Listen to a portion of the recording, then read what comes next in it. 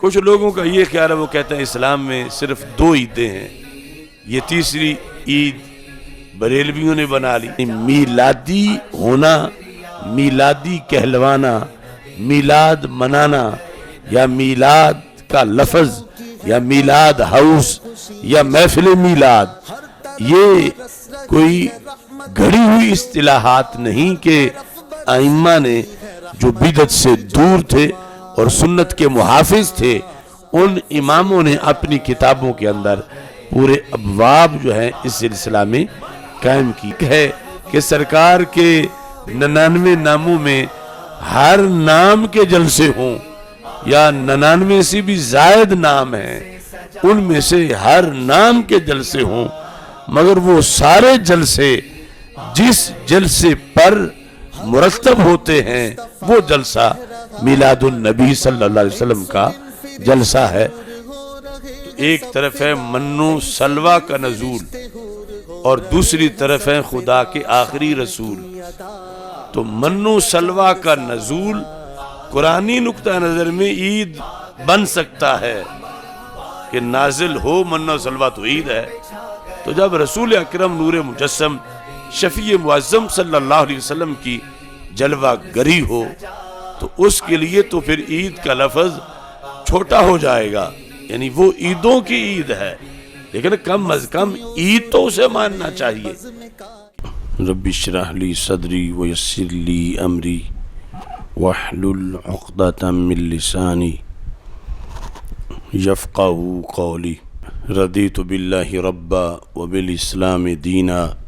وبمحمد صلی اللہ علیہ وسلم نبیا ورسولا۔ اللہ اکبر، اللہ اکبر،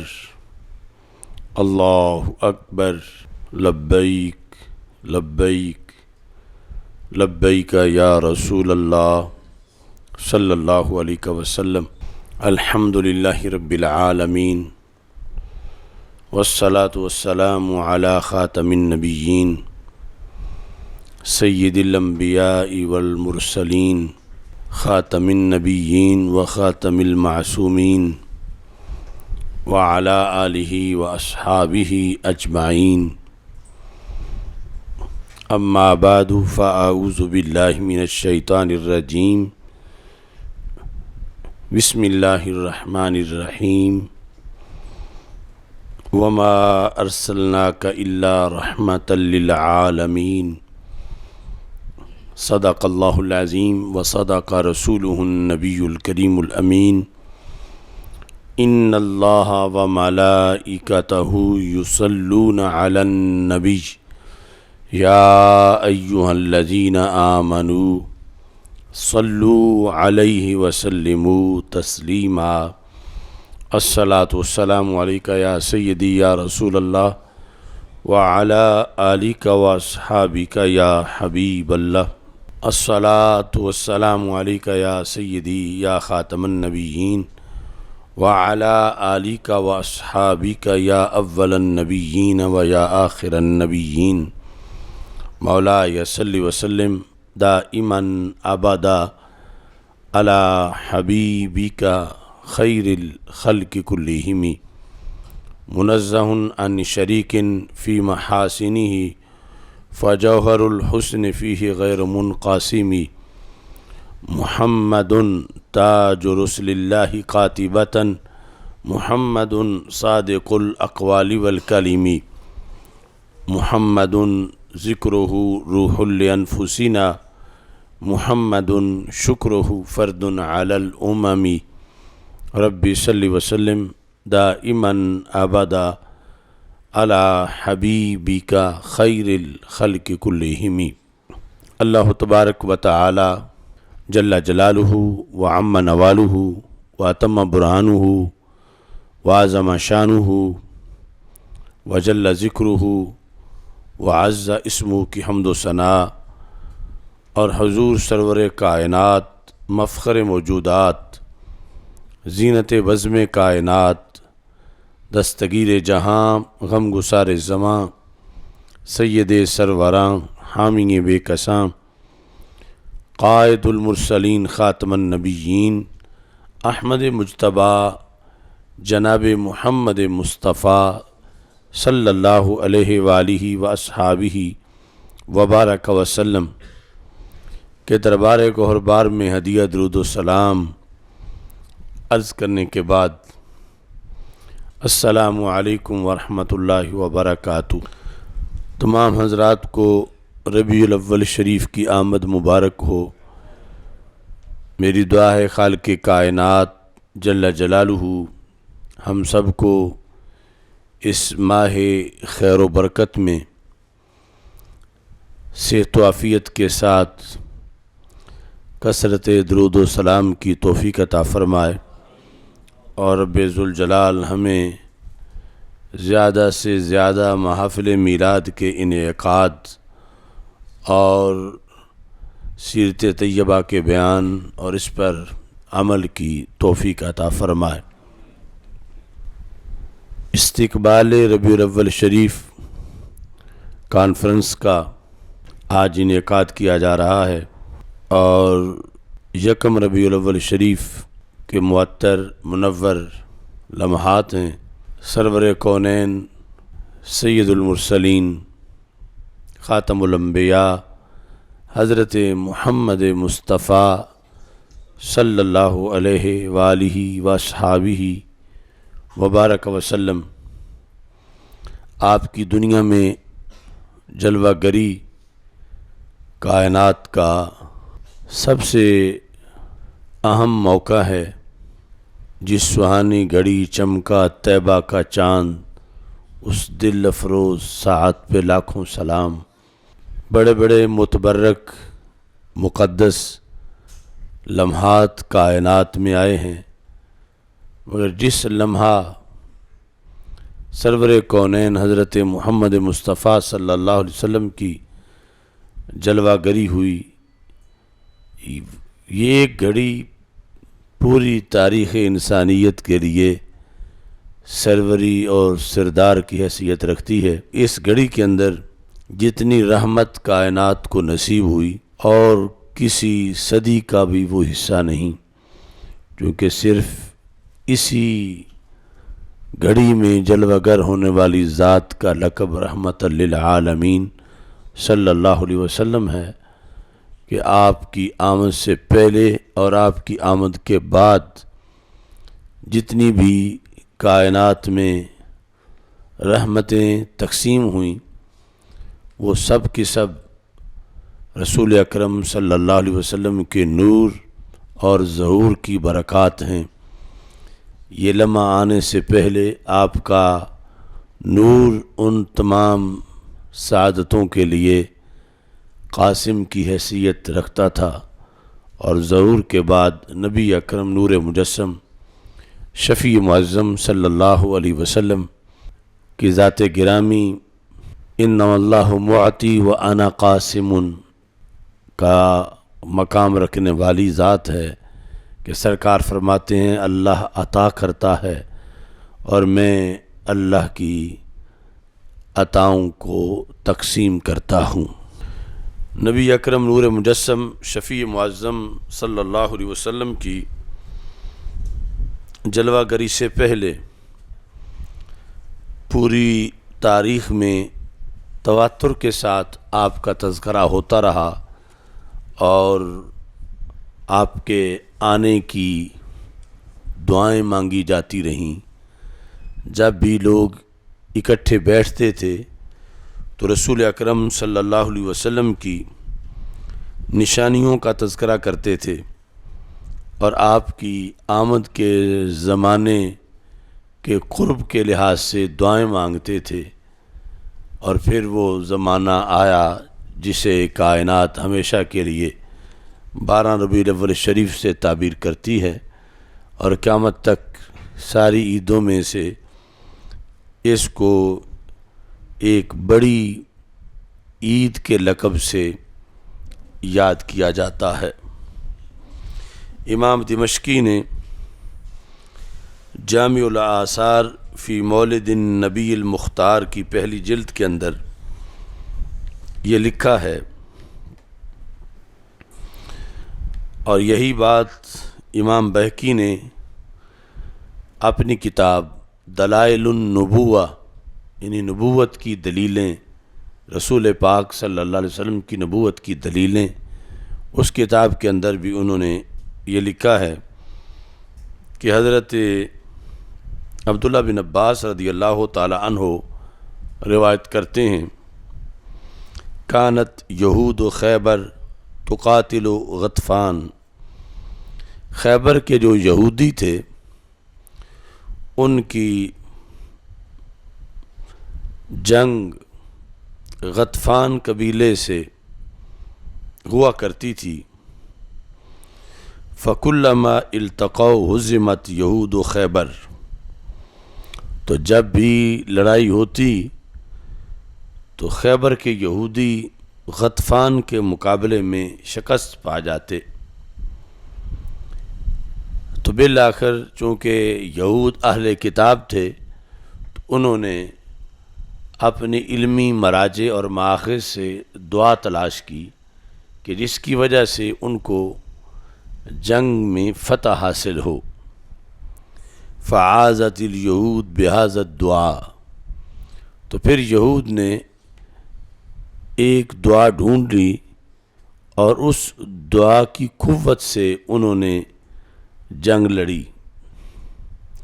دعا یہ تھی، اللہم انا نسألک بحق محمد صلی اللہ علیہ وسلم النبی الامی الذی وعدتنا ان تخرجہ لنا فی آخر الزمان الا نصرتنا علیہم۔ یہ دعا جو یہود کے علمی ہستیاں تھیں انہوں نے یہود کو سکھائی کہ یہ کتابوں میں یہ دعا موجود ہے اور ایک ایسی ہستی ہیں کہ جن کا نام لینے سے اللہ مدد کرتا ہے۔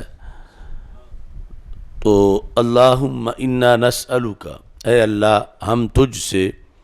سوال کرتے ہیں، بحق محمد، حضرت محمد صلی اللہ علیہ وسلم کے وسیلے سے، النبی الامی، جن کا لقب نبی امی ہے، یعنی وہ تیری طرف سے سب کچھ پڑھے ہوئے آئیں گے، وہ دنیا میں کسی انسان کے شاگرد نہیں ہوں گے۔ الذی وعدتنا، وہ نبی کے جن کے بارے میں تو نے خود کتابوں میں وعدہ کر رکھا ہے، آسمانی کتابوں میں، ان تخرجہ لنا، کہ ان کو تو بھیجے گا ہمارے لیے، فی آخر الزمان، سب سے آخری زمانے میں، یعنی نبیوں کی آمد کا جو آخری زمانہ ہے، جو آخری نبی کے حیثیت سے جن کی آمد ہوگی، یہ وعدہ تو نے کر رکھا ہے کہ نام ان کا محمد صلی اللہ علیہ وسلم ہوگا اور وہ نبی امی ہوں گے اور وہ آخری نبی ہوں گے۔ اے اللہ ہم ان کے نام کے وسیلے تجھ سے دعا کرتے ہیں، تو ہماری مدد کر۔ الا نصرتنا علیہم، کہ ہمارے دشمن جو غطفان ہیں ان کے مقابلے میں تو ہماری مدد کر، اس نام کے صدقے جو نام نامی اسم گرامی محمد صلی اللہ علیہ وسلم ہے۔ حضرت عبداللہ بن عباس رضی اللہ تعالیٰ عنہ کہتے ہیں، فَكَانُوا إِذَا الْتَقَوْا دَعُوا بِهَذَا الدُّعَاء، اب ان کی جب بھی جنگ ہوتی تو وہ پہلے یہ دعا پڑھتے، جنگ سے پہلے اس دعا کے تلفظ کرتے، فَهَزَمُوا غَطْفَانَ، تو اب وہ ہر بار غطفان کو شکست دے دیتے، یعنی پہلے ہر بار یہ یہود غطفان سے شکست کھا جاتے، لیکن جب یہود کے علماء نے ان کو یہ دعا پڑھائی کہ جس میں رسول اکرم صلی اللہ علیہ وسلم کی آمد کا تذکرہ ہے کہ اے اللہ تو نے وعدہ کیا ہے کہ تو انہیں بھیجے گا، تو اگرچہ آئے تو نہیں دنیا میں، لیکن ان کے نام کے صدقے ہی تو ہماری مدد کر دے۔ اور پھر دعا کے اندر رسول اکرم صلی اللہ علیہ وسلم کی ختم نبوت کا بھی ذکر ہے کہ نبیوں کی آمد کے جو اوقات ہیں ان سے سب سے آخری موقع ان کی آمد کا ہے، ان کے بعد کوئی نبی نہیں آئے گا۔ تو رسول اکرم نور مجسم شفیع معظم صلی اللہ علیہ وسلم کا تذکرہ اس طرح امتوں میں آپ کی آمد سے پہلے بھی برکت کے حصول کے لیے اور مدد کے حصول کے لیے کیا جاتا تھا، اور اس تذکرے میں آپ کے نبی ہونے کا بھی ذکر تھا، اور یہ کہ آپ سب سے آخر میں اس دنیا میں رونق افروز ہوں گے، اس چیز کا تذکرہ بھی موجود تھا۔ اور پھر رسول اکرم صلی اللہ علیہ وسلم کی جلوہ گری کا جو رب نے پہلی کتابوں کے اندر وعدہ کر رکھا تھا، اس وعدے کا بھی حوالہ دیا جاتا تھا۔ تو اس سے اندازہ لگایا جا سکتا ہے کہ آمد مصطفیٰ صلی اللہ علیہ وسلم جب کائنات میں نہیں ہوئی تھی، اس وقت آپ کی آمد کے تذکرے سے جب اتنی برکات حاصل کی جا رہی تھیں، تو جب آپ واقعی اس دنیا میں تشریف لے آئے اور پھر آپ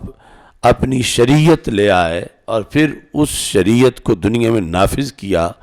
اور پھر وہ شریعت آج بھی ہمارے پاس موجود ہے، تو اب وہ آمد کی گھڑی کہ جس کا بالفعل فیض ہمارے پاس موجود ہے،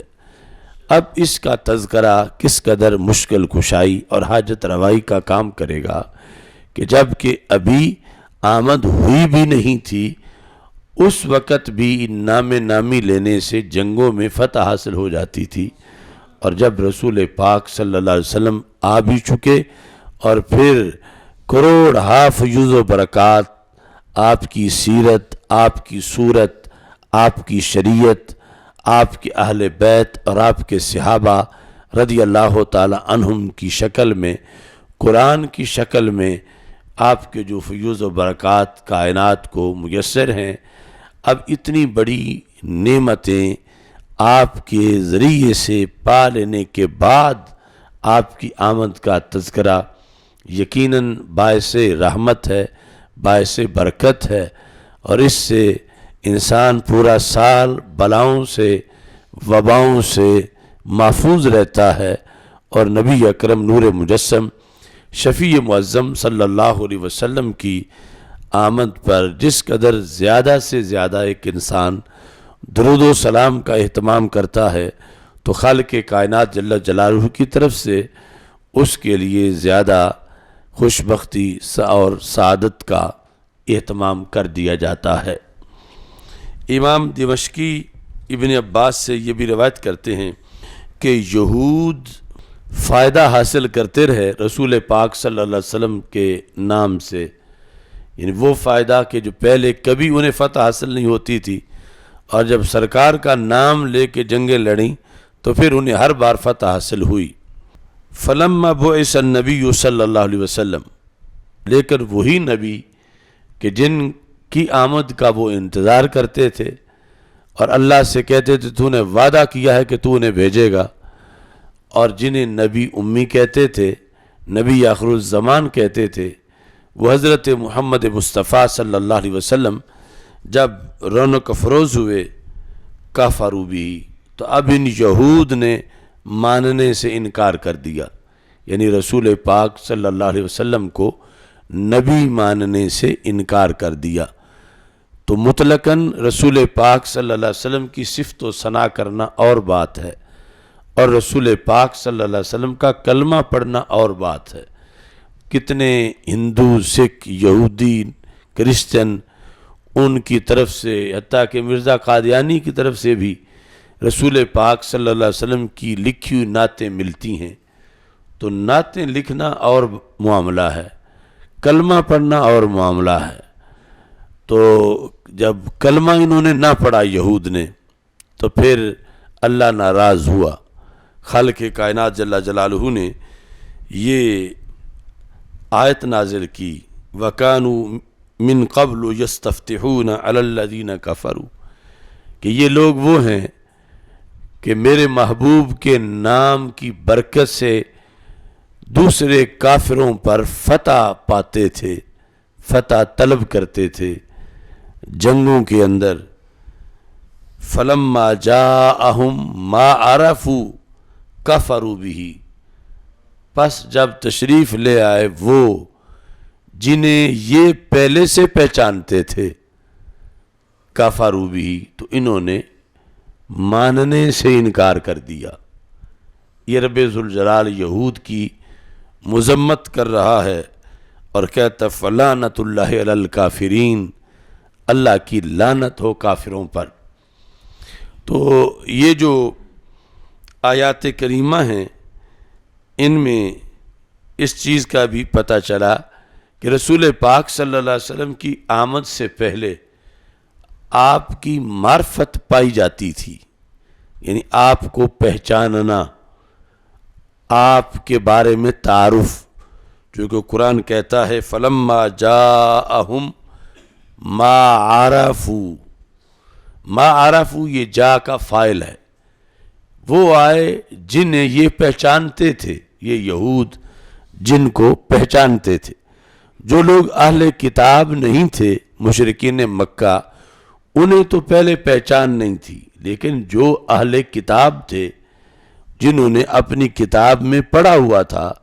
انہیں پہلے بھی پہچان تھی کہ حضرت محمد صلی اللہ علیہ وسلم آخری نبی مکہ مکرمہ سے ظاہر ہوں گے اور وہ نبی ہوں گے، یہ ان کو پہچان تھی۔ لیکن محض پہچان کام نہ آئی، کیونکہ ایک ہوتا ہے جاننا، دوسرا ہوتا ہے ماننا۔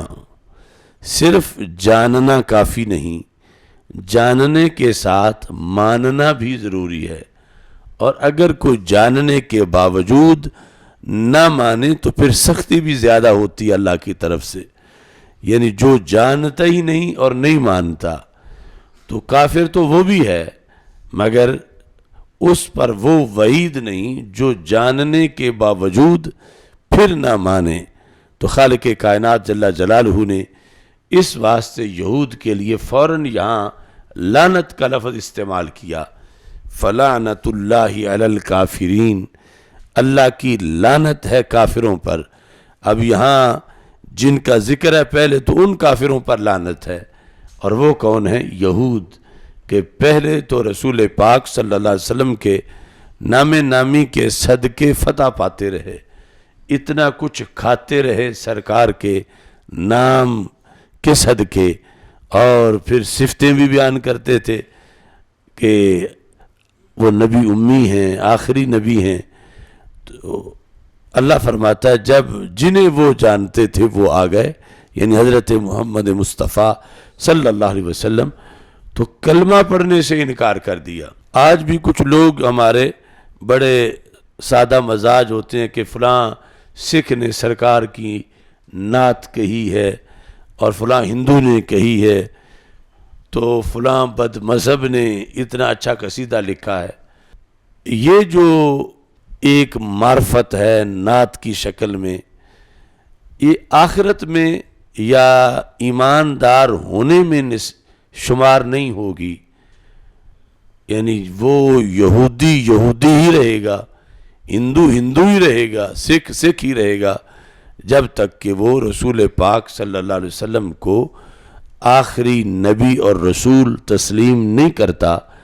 لا الہ الا اللہ محمد الرسول اللہ صلی اللہ علیہ وسلم یہ کلمہ نہیں پڑھتا، اگرچہ وہ 100 جلدوں میں بھی کتاب لکھ دے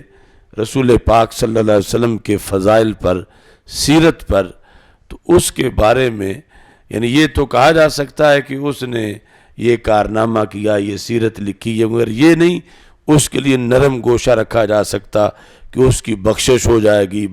مغفرت ہو جائے گی، یا وہ مسلمان شمار ہوگا، کیونکہ جب تک وہ رسول پاک صلی اللہ علیہ وسلم کو نبی تسلیم نہ کرے اور آخری نبی تسلیم نہ کرے، اس وقت تک وہ لعنت کا ہی مستحق رہے گا۔ جس طرح کہ یہاں یہود چرچا بڑا کرتے تھے، لیکن جب آ گئے رسول پاک صلی اللہ علیہ وسلم تو معرفت ان کو تھی، جس کا ذکر قرآن کرتا ہے کہ جنہیں وہ پہچانتے تھے وہ آ گئے، یعنی رسول پاک صلی اللہ علیہ وسلم۔ مگر آگے کیا ہوا؟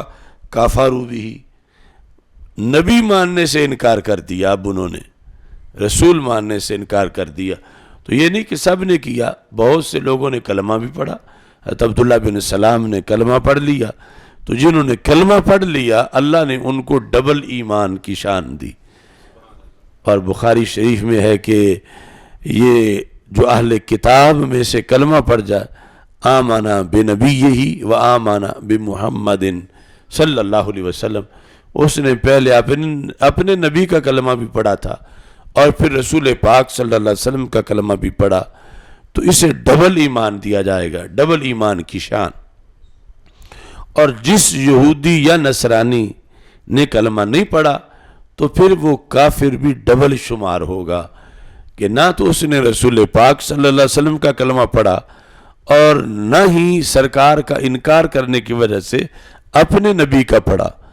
اپنے نبی کا کلمہ پڑھا ہوا تب معتبر ہوتا جب ان کا کہنا مان کے سرکار کا بھی پڑھتا۔ جب اس نے رسول پاک صلی اللہ علیہ وسلم کا کلمہ پڑھنے سے انکار کر دیا تو اس بنیاد پر اس نے جو دعویٰ کیا تھا کہ وہ حضرت عیسیٰ علیہ السلام کا کلمہ پڑھتا ہے یا حضرت موسیٰ علیہ السلام کا کلمہ پڑھتا ہے، وہ دعویٰ بھی جھوٹ ثابت ہوا، کیونکہ انہوں نے اپنے ماننے والوں کو یہ کہا تھا کہ جب وہ تشریف لائیں تو ان کا کلمہ پڑھنا تم پہ لازم ہے۔ تو جب کلمہ نہیں پڑھا گیا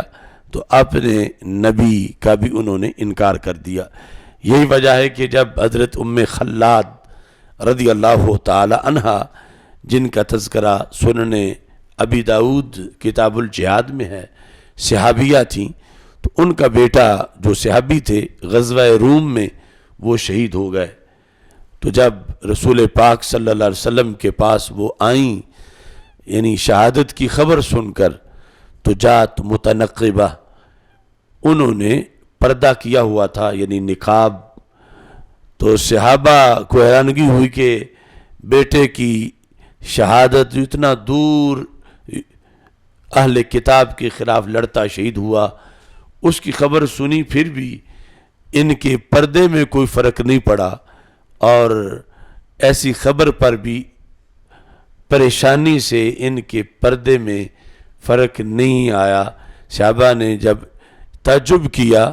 تو انہوں نے اس پر یہ کہا کہ روزے تو ابنی ولم ارزا حیائی، شہید بیٹا ہوا ہے، حیات تو شہید نہیں ہوئی، تو اس بنیاد پر میں اب بھی پردے میں ہوں۔ انہوں نے اس موقع پر رسول اکرم صلی اللہ علیہ وسلم سے یہ سوال کیا کہ میرے بیٹے کو کیا ملے گا؟ تو رسول پاک صلی اللہ علیہ وسلم نے فرمایا اِنَّ لِابْنِكِ اجرا شہیدین، اللہ تیرے بیٹے کو 2 شہیدوں کا ثواب عطا فرمائے گا۔ تو یہ صحابہ کرام رضی اللہ تعالی عنہم کا تحقیقی مزاج تھا، ورنہ اس غم کی حالت میں ماں کے لیے یہی بہت بڑی بات تھی کہ شہادتیں 2، یہ تو تاریخی بات ہے کہ جان ایک نکلے شہادتیں 2 مل جائیں، لیکن انہوں نے اسی وقت پوچھا یا رسول اللہ صلی اللہ علیہ وسلم، یہ کیا سبب ہے کہ میرے بیٹے کو 2 شہیدوں کا ثواب آپ ارشاد فرما رہے ہیں؟ بڑی بڑی جنگیں ہوئی ہیں، بڑے بڑے لوگ شہید ہوئے ہیں، ہر شہید کو 1 شہادت کا ثواب ملتا رہا ہے، آج میرے بیٹے کے لیے آپ فرما رہے ہیں کہ اس کے لیے 2 شہیدوں کا ثواب ہے، تو اس کا کیا سبب ہے؟ تو رسول اکرم صلی اللہ علیہ وسلم نے ارشاد فرمایا لِأَنَّهُ قَاتَلَهُ اہل الکتاب، کہ ہماری پہلی جو جنگیں تھیں وہ ساری جنگیں تھیں مشرکین مکہ کے مقابلے میں، وہ بدر ہو، احد ہو، خندق ہو، اور یہیں کے جو مختلف قبائل جو مشرکین مکہ کے اتحادی ہوتے تھے ان کے مقابلے میں ہماری جنگیں تھیں۔ یہ جنگ تھی ہماری اہل کتاب کے مقابلے میں۔ تو اہل کتاب کے مقابلے میں لڑنے والا جو مجاہد ہے وہ مشرکین مکہ کے مقابلے میں لڑنے والے مجاہدوں سے بڑا مجاہد ہے۔ اگر وہ غازی بنے تو غازی ڈبل بنتا ہے، اگر شہید ہو تو شہید بھی ڈبل بنتا ہے، کیونکہ مکہ کے مشرک سنگل کافر ہیں اور اہل کتاب ڈبل کافر ہیں۔ اہل کتاب کے خلاف لڑتا ہوا تیرا بیٹا شہید ہو گیا تو رب نے اس کو ڈبل شہادت کا اجر دیا، کیونکہ اس نے ڈبل کافروں کے خلاف جہاد کیا۔ تو یہ یعنی اس موقع پر بھی رسول پاک صلی اللہ علیہ وسلم نے یہ واضح کر دیا کہ جو مجاہد فوجی ہوتا ہے اس کی قدر و منزلت کا تعین مقابل کے لحاظ سے ہوتا ہے۔ اگر کوئی مسلمانوں کے خلاف لڑ رہا ہے تو اور حیثیت ہے، اگر کافروں کے خلاف لڑ رہا ہے تو پھر اس کی اور حیثیت ہے، پھر سنگل کافروں کے خلاف لڑ رہا ہے تو اور حیثیت ہے، اور ڈبل کافروں کے خلاف لڑ رہا ہے تو اور حیثیت ہے۔ فرمایا لِأَنَّهُ قَاتَلَهُ أَهْلُ الْكِتَابِ، یعنی دو شہادتوں کا سبب اس لیے بتایا کہ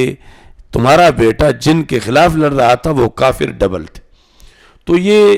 جس طرح یہاں پر اللہ تعالیٰ نے فرمایا فَلَعْنَةُ اللَّهِ عَلَى الْكَافِرِينَ، کس کو کہا؟ یہود کو کہا۔ تو وہاں حدیث میں رسول پاک صلی اللہ علیہ وسلم نے فرمایا ڈبل کافر تھے تو ڈبل ثواب ملا۔ تو اس سے عقیدے کا سبق بھی ہمیں ملا۔ آج جن لوگوں کے ویسٹ کے ساتھ روابط مضبوط ہیں ان کے نظریے کچے ہو گئے ہیں، یعنی جو وہاں کی نیشنلٹی لیتے ہیں انہیں بہت سے معاہدوں پر دستخط کرنے پڑتے ہیں، اور بالخصوص جو ان کی آغوش میں سال ہا سال سہولتیں لیتے ہیں وہ پھر اپنے نظریات بھی بدلتے ہیں۔ یہ وجہ ہے کہ ڈاکٹر طاہر القادری نے یہود و نصارہ کو بلیور قرار دے کر کہا وہ بھی مومن ہیں۔ اب قرآن کہتا ہے وہ کافر ہیں، یہ کہتا ہے وہ مومن ہیں، اور حدیث کہتی ہے صرف کافر نہیں ڈبل کافر ہیں۔ تو یعنی بلا وجہ ویسٹ کسی کو پالتا نہیں اور بلا وجہ کسی کو وہ سہولتیں نہیں دیتا۔ اب ہماری تصویر بھی لگے آئی ڈی پر تو وہ بلاک ہو جائے، اور دوسرے وہاں دورے بھی کرتے رہیں اور نیشنلٹی بھی لیں اور ان کے لیے کوئی مسئلہ نہ ہو، تو اس کے پیچھے کوئی فلسفہ تو ضرور ہے کہ ہماری تصویر بھی ان کی دشمن ہے اور دوسرے خود بھی ان کے دشمن، انہیں برداشت ہیں کہ ان کے شہروں میں رہیں، ان کے ویزے لگیں، ان کے نیشنلٹی ملے، اور سال ہا سال تک وہ ان کو وہاں پر ہر قسم کی سہولتیں دیں۔ تو یہ پیچھے یعنی اس طرح کے عوامل کار فرما ہیں کہ ہم نے جب بھی بیان کیا یہود و نصارہ کو تو ڈبل کافر کی حیثیت سے بیان کیا، کیونکہ رسول پاک صلی اللہ علیہ وسلم نے ان کو ڈبل کافر قرار دیا ہے اور قرآن نے ان کو کافر قرار دیا ہے۔ اور یہ لوگ جو ہیں جس کا میں نے نام لیا، یہ بلیور کی اصطلاح بنا کر ان کو مومن شمار کرتا ہے، اور کافر صرف انہیں کہتا ہے کہ جو بت پرست ہو یا ہندو ہو سکھ ہو وہ کافر ہے، اور جو اہل کتاب ہیں وہ مومن ہیں اس کے بقول، جبکہ مومن کہنے سے بندہ منکر قرآن بن جاتا ہے، کہ قرآن نے ان کو جا بجا کافر کہا ہے۔ اور صرف کافر نہیں بلکہ سنن ابی داؤد سیاستہ میں جو اہم کتاب ہے اس کے اندر رسول پاک صلی اللہ علیہ وسلم نے اہل کتاب کو ڈبل کافر سے تعبیر کیا ہے۔ اب یہاں پر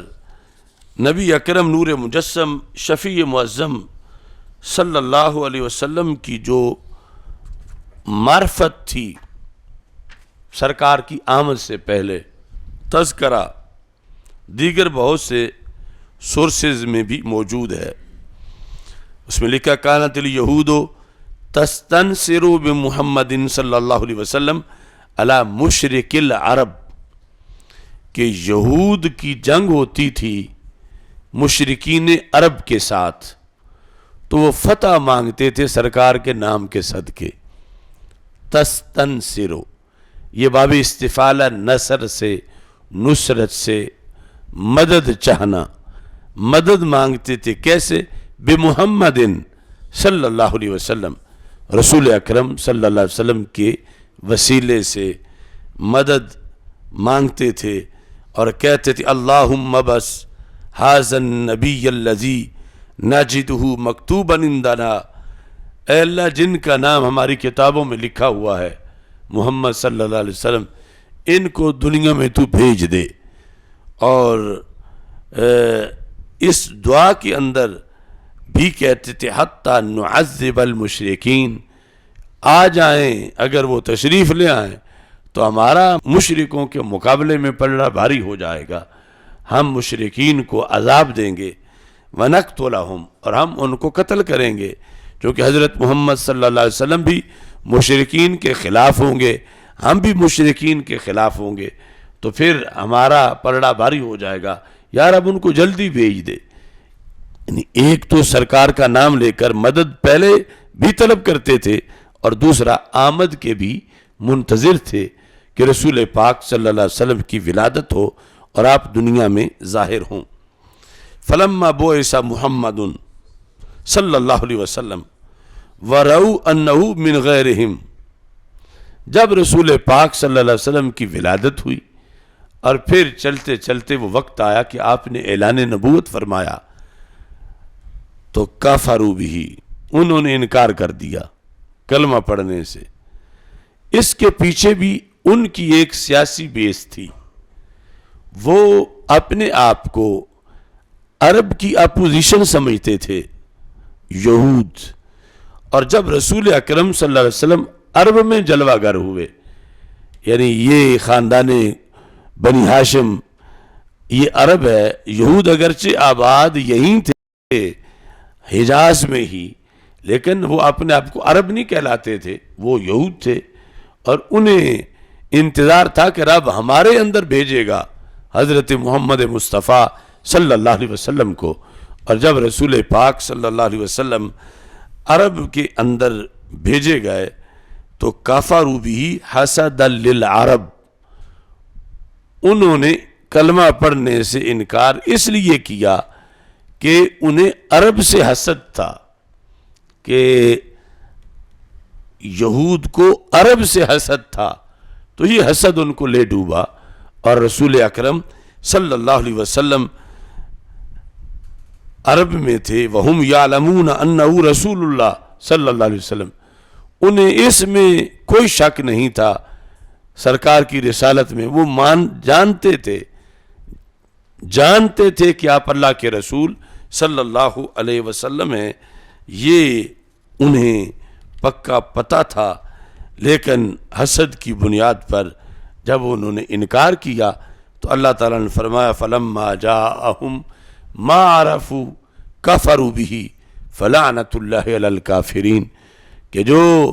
صرف اس بیس پر اپنے قبائلی تعصب کی بنیاد پر، عیب تو کوئی میرے نبی میں نہیں، لیکن یہ چاہتے تھے کہ ہمارے اندر مبعوث ہوں، اور وہ عرب کے اندر مبعوث ہوئے، اور انہوں نے ان کو ماننے سے انکار کیا، تو جاننا بھی فائدہ نہ دے سکا، اللہ نے لعنت کی مشرکین پر، ان کافروں پر، اہل کتاب پر، اور اس کے باوجود جنہوں نے ماننا تھا وہ لعنت سے بچ گئے، جس طرح کہ حضرت عبداللہ بن سلام رضی اللہ تعالی عنہ اور دیگر افراد۔ تو یہاں اگرچہ یہ سارا آمد مصطفیٰ صلی اللہ علیہ وسلم کا پس منظر ہے، لیکن احکام آیات سے اور ایک مسئلہ بھی سمجھ آتا ہے، جاننا اور ہے اور ماننا اور ہے، دونوں چیزیں اکٹھی ہو جائیں تو نور علی نور ہے، اور اگر جاننا تو پایا جائے ماننا نہ پایا جائے تو پھر اس سے بندے کو ذرہ بھر بھی فائدہ حاصل نہیں ہوتا۔ اسی سے ایمان ابی طالب کا جو مسئلہ ہے وہ بھی سمجھنا چاہیے کہ وہاں پر نعتیں انہوں نے بھی لکھیں، قصائد انہوں نے بھی لکھے، بخاری کی شروحات میں، سیرت کی کتابوں میں رسول پاک صلی اللہ علیہ وسلم کے بارے میں بڑے بڑے اچھے اشعار لکھے، مگر جب ماننے کی باری آئی، نبوت ماننے کی اور رسالت ماننے کی، تو اس میں ناکامی ہوئی اور حکم اس پہ لگا جو صحیح بخاری میں، صحیح مسلم میں، حدیث کی درجنوں نہیں سینکڑوں کتابوں کے اندر اس کا تذکرہ موجود ہے۔ اور اس پر پھر علماء اہل سنت نے یعنی اعلیٰ حضرت نے جو فتاوی رضویہ میں لکھا کہ زیادہ افسوس ان کے نہ ماننے پر ہوا، کہ جو نہیں جانتے تھے نہ مانا، ان پر تو اتنا افسوس نہیں، جانتے ہی نہیں تھے، اور جو اس قدر جانتے تھے کہ ایک ایک وصف رسول پاک صلی اللہ علیہ وسلم کا اپنے شعروں میں بیان کیا، لیکن صرف جب کہا کہ جن کی علم مانتے ہو، جن کا تقوی مانتے ہو، جن کی شجاعت مانتے ہو، جن کا حسن و جمال مانتے ہو، جن کا صبر استقامت مانتے ہو، جن کی دلیری مانتے ہو، ان کو نبی بھی مانو۔ اور خود یعنی آج ہمارے پاس جو دعوت پہنچی وہ تو بالواسطہ، اور وہ دعوت کتنی اہم تھی جو خود سرکار اپنی زبان سے دے رہے تھے، جس کا ذکر صحیح بخاری شریف میں ہے، تو اس کے قبول نہ ہونے پر افسوس بھی بہت زیادہ ہے۔ تو اس بنیاد پر یعنی یہ آیات کا یہ مقام واضح کرتا ہے کہ جان لینا کافی نہیں، ان کے جاننے کی گواہی تو اللہ دے رہا ہے کہ یہود جانتے پورا تھے کہ رسول پاک صلی اللہ علیہ وسلم اللہ کے رسول ہیں، مگر مانتے نہیں تھے۔ اور جاننے کے لحاظ سے تو یہاں تک تھا کہ وہ کہتے تھے ہمیں اپنے بیٹوں کے بارے میں کوئی پوچھے کہ تمہارے گھر یہ جو تمہارا بیٹا پیدا ہوا، ہمیں اس کے بارے میں اتنی معرفت نہیں کہ وہ واقعی میرا بیٹا ہے، جتنا ہمیں یہ معرفت ہے کہ حضرت محمد صلی اللہ علیہ وسلم اللہ کے رسول ہیں۔ یعنی ہمیں اپنے گھروں پر اتنا یقین نہیں، یہاں تک کہ حضرت عبداللہ بن سلام رضی اللہ تعالی عنہ انہوں نے کلمہ بھی پڑھا، وہ کہتے ہیں لَأَنَا كُنْتُ أَشَدَّ مَعْرَفَةً بِرَسُولِ اللَّهِ صلی اللہ علیہ وسلم منی بِإِبْنِي، مجھے اپنے بیٹے کے میرا بیٹا ہونے پر اتنی معرفت حاصل نہیں تھی جتنی مجھے حضرت محمد صلی اللہ علیہ وسلم کے اللہ کے رسول ہونے کی معرفت حاصل تھی۔ اس پر وہ حضرت عمر نے پوچھ لیا کہ آپ تو بہت بڑی بات کر رہے ہیں اپنے گھر کے لحاظ سے۔ فقال له عمر بن الخطاب رضی اللہ تعالی عنہ وکیف ذاک یا ابن السلام، اے عبداللہ بن سلام یہ کس طرح آپ کہہ رہے ہیں کہ آپ کو اپنے بیٹے کے بیٹا ہونے کے بارے میں اتنی معرفت نہیں تھی جتنی حضرت محمد مصطفیٰ صلی اللہ علیہ وسلم کے رسول ہونے کے بارے میں ہے؟ تو انہوں نے جواب میں یہ کہا لِأَنِّي أَشْهَدُ أَنَّ مُحَمَّدَ الرَّسُولُ اللَّهِ صلی اللہ علیہ وسلم حَقًّا وَيَقِينًا، کہا کہ یہ بات جو میں نے کہی محض جذباتی نہیں، حقیقت ہے کہ میں حضرت محمد صلی اللہ علیہ وسلم کے بارے میں جب کوئی پوچھے کہ یہ رسول ہیں تو میں صرف یہ نہیں کہوں گا انہ رسول اللہ، میں کہوں انی لاشہد، میں گواہی دیتا ہوں، انی لاشہد، میں گواہی دیتا ہوں ان محمدن رسول اللہ حقا و یقینا، کہ حضرت محمد مصطفیٰ صلی اللہ علیہ وسلم اللہ کے رسول صلی اللہ علیہ وسلم حق ہیں اور یقین کے ساتھ ہیں۔ کہتا ہے یہ تو میں کہتا ہوں اشہدو، مگر وَأَنَا لَا أَشْهَدُ بِذَلِكَ عَلَىٰ ابْنِي، اور میں اپنے بیٹے کے بارے میں اشہدو نہیں کہتا کہ میں یہ گواہی دیتا ہوں کہ یہ جو میرے گھر پیدا ہوا یہ میرا ہی بیٹا ہے، میں اس پر گواہی دوں، میں نہیں دیتا۔ لِأَنِّي لَا أَدْرِي مَا أَحْدَثَ النِّسَاءُ، کیونکہ میں نہیں جانتا کہ عہد جاہلیت میں عورتیں کیا کچھ کرتی رہیں۔ انی لا ادری ما احدث النساء، مجھے یعنی ادھر الزام بھی نہیں لگاتا، لیکن میں اپنی زبان سے وہ لفظ نہیں بول سکتا جو رسالت کے بارے میں بولتا ہوں۔ انی لا ادری، مجھے نہیں معلوم، ما احدث النساء، کہ عورتوں کے کیا رویے رہے ہیں اس زمانے میں. جب میرا بیٹا پیدا ہوا مجھے میرے گھر میری بیوی کے ہاں پیدا ہونے والے بیٹے کا وہ یقین کہ یہ میرا ہی ہے، یہ ایسا نہیں ہے جیسا مجھے حضرت محمد صلی اللہ علیہ وسلم کے رسول ہونے کا یقین ہے. تو حضرت عمر رضی اللہ تعالیٰ عنہ نے جب یہ سنا تو کہا وفقک اللہ یبن سلام، اے عبداللہ بن سلام اللہ تجھے توفیق دے، موفق بنائے کہ ایمان تو اسی چیز کا نام ہے کہ جو قرآن نے کہا کہ انہیں آنے سے پہلے بھی یقین تھا اور یعرفونہ کما یعرفون ابناءہم. وہاں یہ ہے کہ یوں پہچانتے ہیں سرکار کی نبوت کو جیسے اپنے بیٹوں کو پہچانتے ہیں کہ وہ ہمارے ہی ہیں. لیکن ابن سلام اس سے بھی آگے ہیں کہ کہا کہ مجھے اپنے بیٹے کے بارے میں اتنی تحقیق نہیں جتنی کہ رسول اکرم نور مجسم شفیع معظم صلی اللہ علیہ وسلم کے رسول ہونے کی مجھے تحقیق اور مجھے یقین ہے. پھر رسول اکرم صلی اللہ علیہ وسلم کی جب آمد ہوئی تو یہ تذکرے پھر بھی ہوئے. آج جو ہی یہ موسم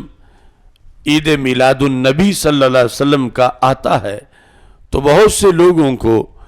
ان الفاظ پہ اختلاف ہو جاتا ہے.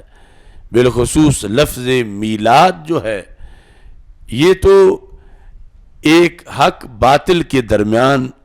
امتیاز کا استعارہ بن چکا ہے کہ فلاں لوگ میلاد منانے والے ہیں، فلاں لوگ میلاد نہیں مناتے، فلاں لوگ میلادی ہیں اور دوسرے کوئی اپنا نام اور بتاتے ہیں. ہم اس لفظ کو بطور برکت بطور حقانیت کے تسلیم اور ذکر کرتے ہیں، جبکہ دوسرے اسے ایک بدعت کا تاثر دینے کے لیے اور میلاد منانے والوں کو معاذ اللہ بدعتی قرار دینے کے لیے اس لفظ کا استعمال کرتے ہیں کہ یہ تاثر دیتے ہیں کہ شاید یہ امام احمد رضا بریلوی رحمۃ اللہ علیہ نے یہ کوئی لفظ گھڑ لیا اور آگے لوگوں نے پھر یہ محافل شروع کر دیں. تو اس لفظ کے پس منظر کے لحاظ سے بھی ہمیں استقبال ربیع الاول شریف کی آج کے پروگرام میں وضاحت کرنی ہے کہ ہماری جو 6 بڑی کتابیں ہیں قرآن کے بعد جن کو صحاح ستہ کہا جاتا ہے، ان میں ایک بڑی کتاب کا نام ہے جامع ترمذی. اور جامع ترمذی سنت کا حدیث کا بہت بڑا ذخیرہ ہے اور یہ نسائی ابو داؤد ابن ماجہ ان کے مقابلے میں اس کو زیادہ اہمیت اور فوقیت دی جاتی ہے. یہ بخاری مسلم سے تو کم ہے لیکن ان کتابوں سے اس کا درجہ بڑا ہے. تو جامع ترمذی کے یہ جو بیروت کی چھپی ہوئی جامع ترمذی ہے اس کی جلد نمبر 4 میں اس نام سے پورا باب قائم کیا گیا ہے جس لفظ کو آج یہ دیوبندی وہابی ایک اچھوت قرار دیتے ہیں اور اس کو ایک نئی چیز قرار دیتے ہیں. اس وقت یعنی امام ترمذی جن کی وفات 297 ہجری ہے اور ولادت سے پہلے یعنی 2 صدیاں صرف گزری ہوئی تھیں، اس وقت جب انہوں نے یہ کتاب لکھی جامع ترمذی تو اس کی یہ جلد نمبر 4 کے صفحہ نمبر 424 پر انہوں نے پورا باب اس نام سے ان الفاظ کے ساتھ قائم کیا. اور یہ باب بھی حق باطل کے درمیان فرق کرنے والا ہے. 426 صفحہ کتاب المناقب. تو اس کا نام ہے باب ما جاء فی میلاد النبی صلی اللہ علیہ وسلم، یعنی باب ما جاء فی میلاد النبی صلی اللہ علیہ وسلم. رسول پاک صلی اللہ علیہ وسلم کے میلاد کے بارے میں جو باب ہے، تو یعنی یہ امام احمد رضا بریلوی نے کوئی لفظ میلاد گھڑ کے یا اس کو میلاد النبی کہہ کر اور پھر دنیا میں اس کو رائج کیا ہو، بلکہ ابھی تو امت کی صرف 2 صدیاں گزری تھیں۔ اس کے علاوہ جو لٹریچر اسلامی ہے، خود صحابہ و تابعین کے جو الکلمات ہیں وہ علیحدہ ہے، لیکن یہ جو مدون کتابیں کمپائل جن کو کیا گیا قرآن مجید کے بعد، جو 6 صحیح کتابیں ہیں، ان میں جامع ترمذی کے اندر باقاعدہ باب کا نام ہے باب ما جاء فی میلاد النبی صلی اللہ علیہ وسلم، کہ رسول اکرم صلی اللہ علیہ وسلم کے میلاد کے بارے میں جو کچھ آیا ہے حدیث میں اس کا اس میں ذکر کیا جائے، ما جاء فی میلاد النبی صلی اللہ علیہ وسلم۔ تو اس بنیاد پر یعنی میلادی ہونا، میلادی کہلوانا، میلاد منانا، یا میلاد کا لفظ یا میلاد ہاؤس یا محفل میلاد، یہ کوئی گھڑی ہوئی اصطلاحات نہیں کہ بعد کے مسلمانوں نے ایسا کر دیا ہو، بلکہ ائمہ نے جو بدعت سے دور تھے اور سنت کے محافظ تھے، ان اماموں نے اپنی کتابوں کے اندر پورے ابواب جو ہیں اس سلسلہ میں قائم کیے کہ رسول اکرم صلی اللہ علیہ وسلم کی آمد، ولادت، آپ کے میلاد کا تذکرہ۔ اور یہ بات اس لحاظ سے بھی بڑی اہم ہے کہ ہمارے عقائد میں سے ایک اہم عقیدہ ہے عقیدہ ختم نبوت۔ عقیدہ ختم نبوت کا جو بیان ہے وہ موقوف ہے میلاد نبی صلی اللہ علیہ وسلم پر، یعنی اگر رسول پاک صلی اللہ علیہ وسلم کی ولادت ہی نہ ہوتی تو ختم نبوت کا عقیدہ کیسے بنتا؟ یعنی ختم نبوت کا عقیدہ بنا ہی تب جب سرکار تشریف لے آئے، اور وہ تشریف لانا ہے مولد النبی یا میلاد النبی، یہ دونوں لفظ عربوں میں رائج ہیں، مولد النبی صلی اللہ علیہ وسلم یا میلاد النبی صلی اللہ علیہ وسلم۔ تو اب میلاد سرکار تشریف لائے تو پھر آگے رحمت ہیں سارے جہانوں کے لیے، تشریف لائے، بشیر ہیں، نذیر ہیں، سراج منیر ہیں، سمیع بصیر ہیں، یہ ساری صفتوں کا اظہار جس وجہ سے ہوا وہ وجہ میلاد ہے۔ تو اس بنیاد پر یعنی سیرت کا ہر باب محتاج ہے کہ اس کے تذکرے سے پہلے میلاد کا ذکر ہو، اور عقیدہ ختم نبوت وہی بیان کر سکتا ہے جو میلاد النبی مانتا ہو۔ اگر کوئی شخص میلاد النبی ہی نہیں مانتا تو سرکار کو آخری نبی کیسے مانے گا؟ یعنی آئے ہیں رسول پاک صلی اللہ علیہ وسلم، دنیا میں آپ کی ولادت ہوئی ہے، تو پھر یہ خاتم النبیین ہے۔ دنیا میں آنے کے لحاظ سے عالم ارواح کی اصطلاحیں، ان کے احکام جدا ہیں، اگرچہ آپ کا نام پہلے بھی اس وقت بھی خاتم النبیین تھا، لیکن جب دنیا میں تشریف لائے تو تشریف لانے کے بعد رسول پاک صلی اللہ علیہ وسلم آپ ملجا ہیں، مأوا ہیں، مشکل کشا ہیں، حاجت روا ہیں، شمس الدحا ہیں، بدر الدجا ہیں، بشیر النذیر ہیں، سراج منیر ہیں، رحمت للعالمین اور خاتم النبیین۔ یہ سارے عہدے جو ہیں ان کی جو بیس ہے اس بیس کو میلاد النبی صلی اللہ علیہ وسلم کہا جاتا ہے۔ تو اس بنیاد پر یعنی ان سب کے مقابلے میں اس کا منانا لازم ہے، اس لیے 14 صدیوں میں امت اس کا اہتمام کرتی آئی ہے، ورنہ تو یہ ضرور لائق ہے کہ سرکار کے 99 ناموں میں ہر نام کے جلسے ہوں، یا 99 سے بھی زائد نام ہیں ان میں سے ہر نام کے جلسے ہوں، مگر وہ سارے جلسے جس جلسے پر مرتب ہوتے ہیں وہ جلسہ میلاد النبی صلی اللہ علیہ وسلم کا جلسہ ہے، تو اس بنیاد پر عید میلاد کا زیادہ اہتمام کیا جاتا ہے۔ اور پھر اس کو جو عید کہا جاتا ہے، تو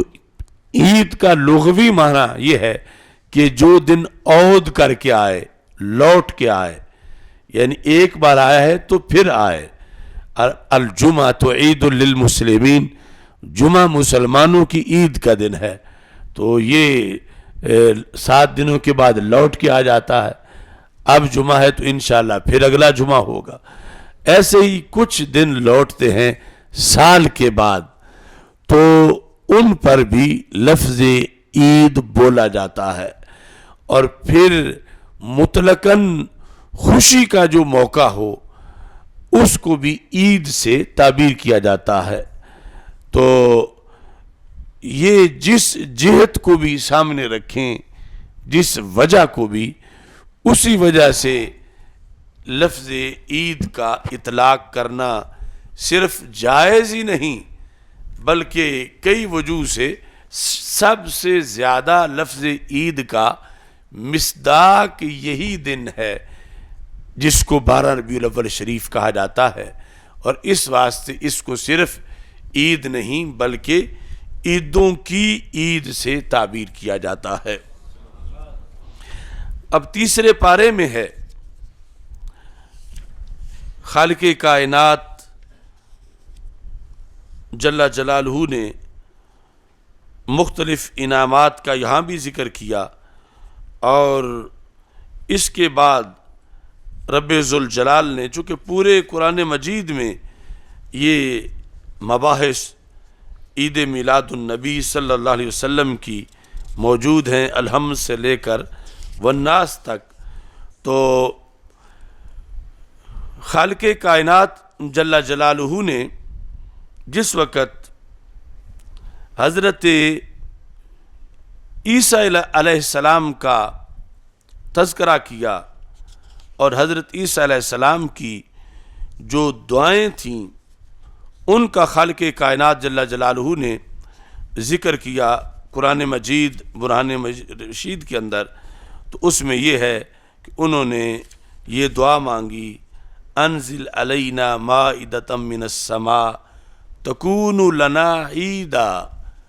اے اللہ تو ہم پر آسمان سے مائدہ کا نزول کر، آسمان سے مائدہ کا نزول کر، وہ مائدہ کا نزول کیا بنے، وہ ہمارے لیے عید بن جائے۔ یہ سورہ مائدہ ہے، 7واں پارہ ہے، اس کے اندر یہ الفاظ موجود ہیں، اذ قال الحواریون یا عیسی ابن مریم هل یستطیع ربک ان ینزل علینا مائدۃ من السماء، جب حواریون نے کہا، عربی زبان میں حواری کہتے ہیں مخلص صحابی کو، یعنی اردو پنجابی میں تو کسی کے جو چیلے ہیں ان پر لفظ حواری بولا جاتا ہے، یعنی حواری کو اتنا اچھے معنی میں نہیں بولا جاتا، لیکن عربی زبان میں مخلص اصحاب کو حواری کہا جاتا ہے۔ اذ قال الحواریون یا عیسی ابن مریم، جب حواریون نے کہا کہ اے عیسیٰ بن مریم، هل یستطیع ربک ان ینزل علینا مائدۃ من السماء، کیا تمہارا رب یہ کر سکتا ہے کہ وہ ہم پر آسمان سے مائدہ کا نزول کرے؟ تو حضرت عیسیٰ علیہ السلام نے پھر دعا کی، قال عیسی ابن مریم اللہم ربنا انزل علینا مائدۃ من السماء تکون لنا عیدا لاولنا وآخرنا وآیۃ منک، اے اللہ تو ہم پر آسمان سے مائدہ کا نزول فرما، یعنی ایک خاص قسم کا کھانا، بٹیر جس کو من و سلوہ سے تعبیر کیا گیا، تو یہ اترنا کیا بن جائے، تکون لنا عیدا، یہ ہمارے لیے عید بن جائے۔ تو یہ لفظ عید قرآن مجید میں استعمال ہے، تکون لنا عیدا، اللہ کے ایک نبی ایک چیز کے بارے میں لفظ عید بول رہے ہیں. اگر من و سلوہ کا نزول ہو جائے تو عید بن جائے. تو ایک طرف ہے من و سلوہ کا نزول اور دوسری طرف ہے خدا کے آخری رسول. تو من و سلوہ کا نزول قرآنی نقطہ نظر میں عید بن سکتا ہے کہ نازل ہو من و سلوہ تو عید ہے. تو جب رسول اکرم نور مجسم شفیع معظم صلی اللہ علیہ وسلم کی جلوہ گری ہو تو اس کے لیے تو پھر عید کا لفظ چھوٹا ہو جائے گا، یعنی وہ عیدوں کی عید ہے. لیکن کم از کم عید تو اسے ماننا چاہیے کہ وہ دن آیا تو پھر سارے عیدیں ہمیں میسر آئیں.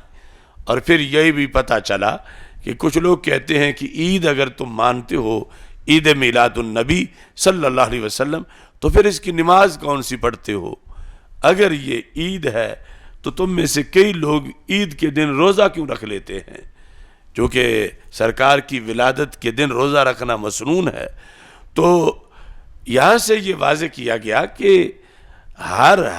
عید کی یہ شرط نہیں کہ اس کی کوئی نماز بھی ہو.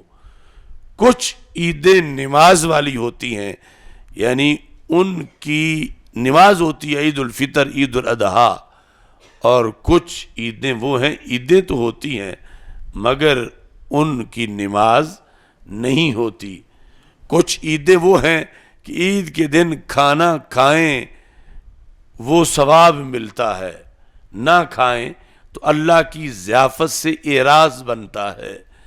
اور کچھ عیدیں وہ ہیں کہ جن دن اگر روزہ رکھ لیں تو ثواب ملتا ہے، جو رسول پاک صلی اللہ علیہ وسلم کی آمد کے دن کی عید ہے. یہ بھی عید ہے. اب یہاں اگر کوئی اس کے اہتمام میں روزہ رکھتا ہے تو یہ نہیں ہوگا کہ یہ اس بندے کی طرح جس نے عید الفطر کو روزہ رکھ لیا ہو، یہ ویسا نہیں ہوگا.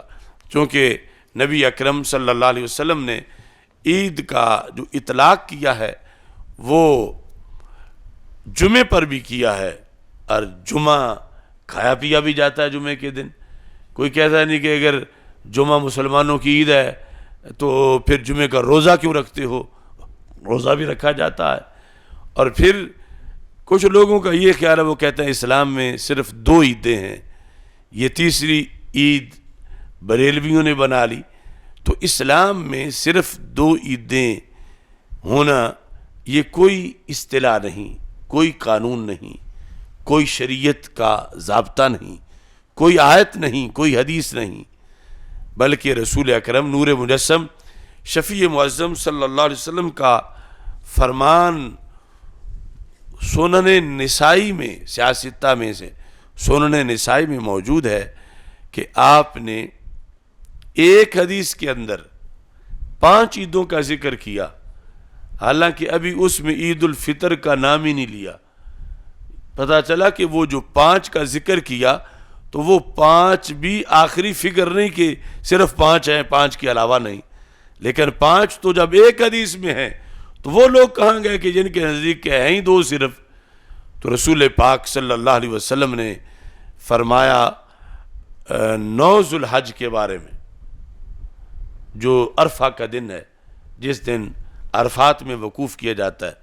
یوم عرفہ و یوم النحر و ایام التشریق عیدنا اہل الاسلام. فرما 9 ذو الحج بھی اہل اسلام کی عید ہے، 10 ذو الحج بھی اہل اسلام کی عید ہے، 11 ذو الحج بھی اہل اسلام کی عید ہے، 12 ذو الحج بھی اہل اسلام کی عید ہے، اور 13 ذو الحج بھی اہل اسلام کی عید ہے اہل اسلام کی. لیکن وہ ایک حدیث میں 5 عیدیں تو وہاں ذکر ہیں، تو وہ کس دنیا میں رہتے ہیں جو کہتے ہیں کہ عیدیں صرف 2 ہیں؟ اور وہ 5 عیدیں ایک حدیث میں ذکر ہیں کتاب الحج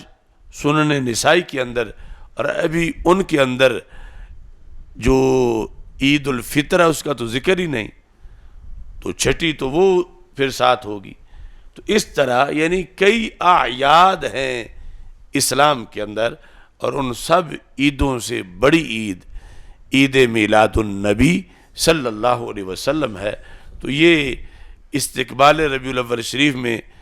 ہم نے اس کی گفتگو اس اصطلاح کے لحاظ سے بھی کر دی کہ یہ کوئی ہمارا اپنا گھڑا ہوا کوئی گھڑی ہوئی ٹرم یا اصطلاح نہیں ہے، بلکہ یہ شروع سے آ رہی ہے اور اس کا ہمیشہ اہتمام کیا جاتا رہا ہے۔ دعا ہے رب ذوالجلال اس مہینے کو امت مسلمہ کے لیے زیادہ سے زیادہ برکات کا ذریعہ بنائے اور امت مسلمہ کو اس میں عروج حاصل ہو، امت مسلمہ کی مشکلیں آسان ہوں